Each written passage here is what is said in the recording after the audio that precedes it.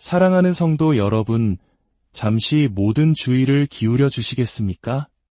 오늘 우리가 나눌 이야기는 여러분의 신앙 여정에 깊은 울림을 줄 것이라 믿습니다. 그러니 마음을 열고 귀를 기울여 주시기 바랍니다. 우리가 그리스도인으로서 행하는 많은 일들이 사실은 영적인 것이 아니라 육신에 속한 것일 때가 많습니다. 우리는 그저 거기에 영적이라는 꼬리표를 붙일 뿐입니다. 오늘 저는 조금 충격적인 이야기로 시작해볼까 합니다. 저는 더 이상 기도 자체의 능력이 있다고 믿지 않습니다. 놀라셨을 겁니다. 하지만 괜찮습니다. 제가 이렇게 말씀드리는 이유는 무슬림도 기도하고 힌두교도들도 기도하기 때문입니다. 세상의 모든 종교인들이 기도를 합니다. 그렇다면 기도의 행위 자체가 능력의 원천일 수는 없습니다. 진정한 능력은 오직 예수님의 임재, 즉 그분과의 깊은 교제 안에서만 나타납니다. 주님과 함께할 때 능력이 임하는 것이지 그저 기도라는 행위만으로는 아무런 힘이 없습니다. 무슬림들은 하루에 5번씩 기도합니다. 종교적인 사람들은 늘 기도합니다. 그들이 온갖 장소와 교회에 가는 것을 볼 수 있지만 그들 대부분은 주님을 알지 못하며 그들의 삶에는 아무런 능력이 나타나지 않습니다. 그래서 오늘 밤 저는 여러분과 함께 주님의 임재를 연습하는 것에 대해 이야기하고 싶습니다. 진정한 능력이 바로 그곳에 있기 때문입니다. 우리의 신앙생활에는 두 가지 영역이 존재합니다. 바로 육신의 영역과 영의 영역입니다. 오직 영의 영역에서만 우리는 참된 결과를 볼 수 있습니다. 육신의 영역에서는 아무런 열매가 없습니다. 사람들이 육신 안에서 기도하면 아무 결과가 없고 육신 안에서 금식해도 아무 결과가 없습니다. 심지어 육신 안에서 찬양을 해도 아무런 결과가 없습니다. 제가 아주 오래전 겪었던 이야기를 하나 들려드리겠습니다. 한 집회에서 설교를 하던 중이었습니다. 저는 한 여성에게 다가가 말했습니다. 자매님, 주님께서 당신에게 암이 있다고 말씀하십니다. 그러자 그녀는 아니요, 없어요, 라고 대답했습니다. 저는 다시 말했습니다. 아니요, 있습니다. 그녀는 계속해서 부인했습니다. 아니에요. 우리는 거의 말다툼을 하게 되었습니다. 저는 단호하게 말했습니다. 자매님, 주님께서 당신에게 암이 있다고 제게 말씀하셨습니다. 그녀는 계속해서 없다고 했습니다. 마침내 저는 이렇게 선포했습니다. 만약 하나님께서 당신에 대해 제게 말씀하신 것이 틀렸다면 저는 오늘부로 사역을 그만두겠습니다. 주님께서 당신에게 병이 있다고 말씀하시는데 없다고 말하지 마십시오. 당신이 그것을 인정할 때까지 저는 이 자리를 떠나지 않겠습니다. 주님께서 우리에게 말씀하실 때 우리는 그분이 말씀하셨다는 것을 압니다. 저는 그 여성에게 말했습니다. 자매님, 하나님께서 제게 말씀하셨거나 아니면 당신이 거짓말을 하고 있는 겁니다. 그 순간 집회 장소의 긴장감은 극에 달했습니다. 알고 보니 그 여성은 얼마 전 다른 설교자로부터 믿음으로 부정적인 것을 고백하지 말라는 가르침을 받았던 것입니다. 그녀는 눈물을 터뜨리며 울부짖었습니다. 저는 그것을 말하면 안 돼요. 말하면 안 된단 말이에요. 그 말을 듣고 저는 정말 화가 났습니다. 저는 그녀에게 말했습니다. 자매님, 믿음은 현실을 부정하는 것이 아닙니다. 예수님께 나아와 저는 아프지 않다고 말해야 해요라고 말한 사람은 아무도 없었습니다. 눈먼 자는 자신이 눈이 멀었다고 고백했습니다. 주님께서 내가 내게 무엇을 해주길 원하느냐? 물으셨을 때 그는 주여 보기를 원하나이다라고 말했습니다. 그는 저는 눈이 멀었다고 말하면 안 돼요라고 하지 않았습니다. 무엇을 말씀드리고 싶은 걸까요? 너무나 많은 사람들이 육신적인 가르침 때문에 상처를 입었습니다.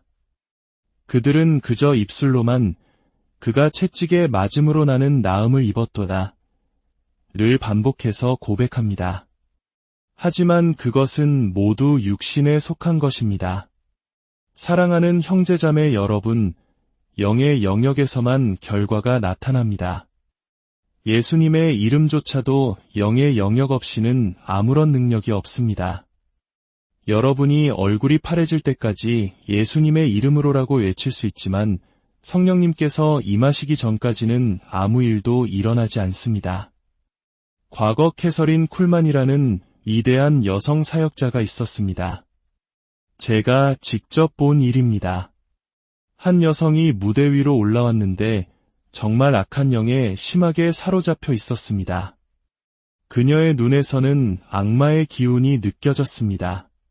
캐서린 쿨만은 그저 예수님의 이름으로 나오라고 말했습니다. 그러자 그 악한 영들은 순식간에 떠나갔습니다. 그것은 영 안에서 사는 사람의 능력이었습니다. 우리는 종종 우리가 영 안에 있다고 착각하지만 사실은 감정에 휩싸여 있을 뿐입니다.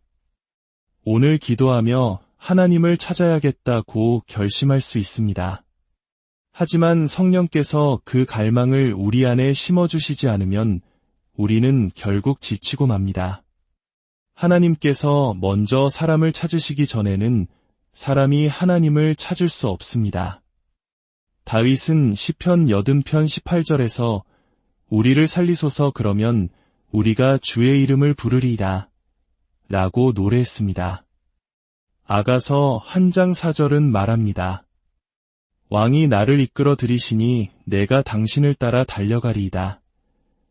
우리는 스스로의 힘으로 엔진을 켜려고 애쓰고 있습니다. 그것이 바로 육신입니다. 제가 아는 한 우아한 목사님의 사모님이 계셨습니다. 그녀는 40대 초반에 암으로 세상을 떠났습니다. 매일 그가 채찍에 맞음으로 나는 나음을 얻었다고 고백했지만 결국 죽음을 맞이했습니다. 그녀는 화학요법과 모든 약물 치료를 거부했습니다. 왜냐하면 그 말씀으로 자신이 나았다고 믿었기 때문입니다. 제가 그녀를 찾아가 말했습니다. 하나님께서 당신에게 주시지 않은 약속을 당신 스스로 고백할 수는 없습니다. 그녀는 제게 몹시 화를 냈습니다. 어떻게 감히 그런 말을 할 수 있죠? 하나님께서 성경을 통해 제게 주신 약속이에요. 저는 말했습니다. 제 말을 들어보세요. 성경에 기록되어 있다고 해서 그것이 곧 하나님께서 당신 개인에게 주신 약속이라는 의미는 아닙니다. 성령께서 그 말씀을 당신 안에서 살아 움직이게 하시지 않으면 그 말씀은 효력이 없습니다. 갈라디아서 5장은 우리가 영 안에서 살고 영 안에서 행해야 한다고 말합니다. 즉, 우리는 그 영의 영역에 도달해야 합니다. 문제는 사람들이 그곳에 어떻게 가야 하는지를 모른다는 것입니다. 시편 91편은 말합니다. 지존자의 은밀한 곳에 거주하는 자는 방문하는 자가 아니라 거주하는 자입니다. 이것은 우리의 주소가 그곳이어야 함을 의미합니다. 당신이 영 안에 살 때 어떤 질병도 당신의 몸을 해칠 수 없습니다. 예수님이 계신 곳에 질병은 머무를 수 없기 때문입니다. 그렇다면 어떻게 그 영의 영역으로 들어갈 수 있을까요? 그 비밀은 바로 주님을 기다리는 것에 있습니다. 오직 여호와를 앙망하는 자는 새 힘을 얻으리니 주님을 기다리는 것이 바로 육신의 영역과 영의 영역을 잇는 다리입니다. 이사야서뿐만 아니라 시편 40편 1절은 말합니다. 내가 여호와를 기다리고 기다렸더니 귀를 기울이사 나의 부르짖음을 들으셨도다. 어떻게 기다려야 할까요? 성경은 우리에게 잠잠하라고 명확히 말씀하십니다.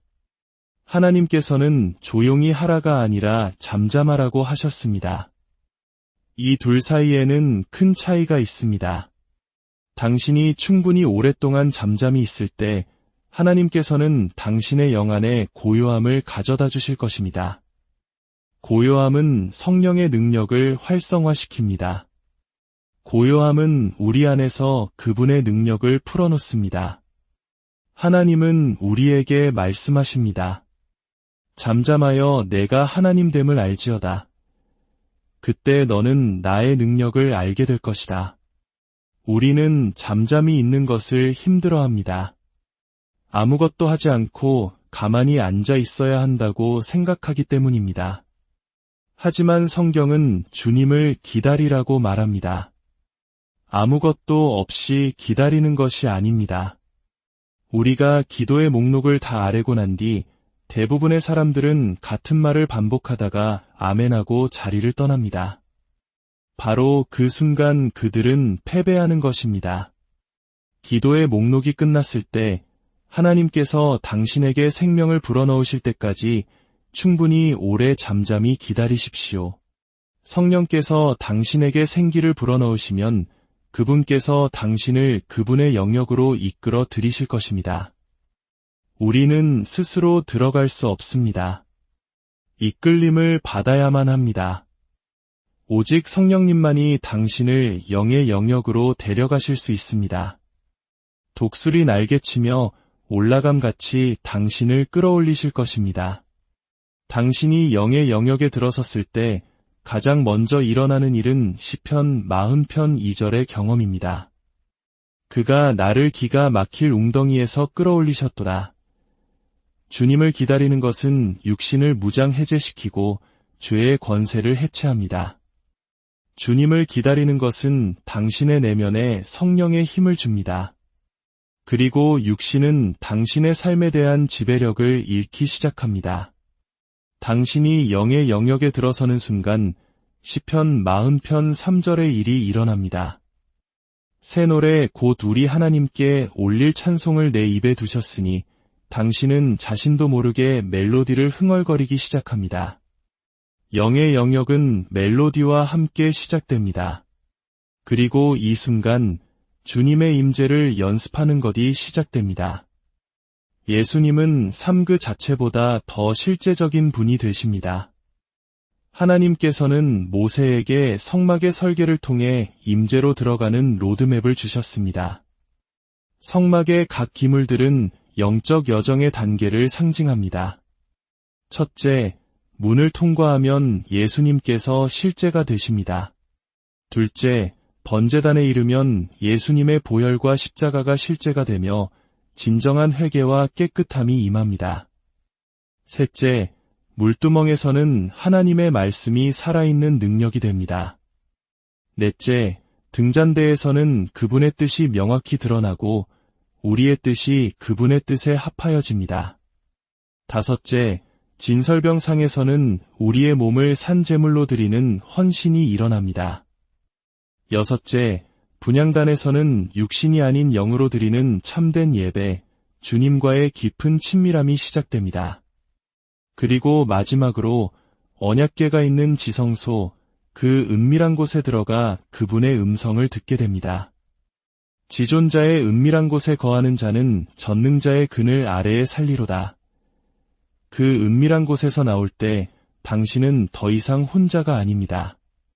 그분께서 당신과 함께 나오십니다. 당신의 임재가 그분의 임재가 됩니다. 당신의 존재가 그분의 임재를 담는 그릇이 됩니다. 당신의 눈은 그분의 눈이 되고 당신의 손길은 그분의 손길이 되며 당신의 목소리는 그분의 목소리가 됩니다.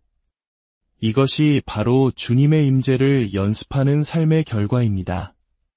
영의 영역 안에서 약속들이 활성화되고 승리가 당신의 것이 됩니다. 영의 영역 밖에서는 죄를 이길 수 없습니다. 로마서 8장은 말합니다. 이는 그리스도 예수 안에 있는 생명의 성령의 법이 죄와 사망의 법에서 너를 해방하였음이라. 사랑하는 여러분, 이제 그 복된 은밀한 장소를 찾아야 할 때입니다. 그리고 결코 그곳을 떠나지 마십시오. 그 은밀한 곳에 당신의 안전이 있습니다. 그 밖에는 위험이 도사리고 있습니다. 오늘날 세상은 두려움과 새로운 위협으로 가득 차 있습니다. 우리 자녀들과 손주들의 미래는 어떠할까요? 만약 그들이 그리고 우리 자신이 그 은밀한 곳에 머무른다면 모든 것이 괜찮을 것입니다. 모든 것이 안전할 것입니다. 두 손을 하늘을 향해 드십시오. 그리고 이렇게 고백합시다. 사랑하는 예수님, 당신을 사랑합니다. 하나님의 숨결이 우리에게 불어오시기를. 주님의 임재 안으로 더 깊이 들어가십시오. 그곳에서 참된 능력과 평안과 보호를 경험하십시오.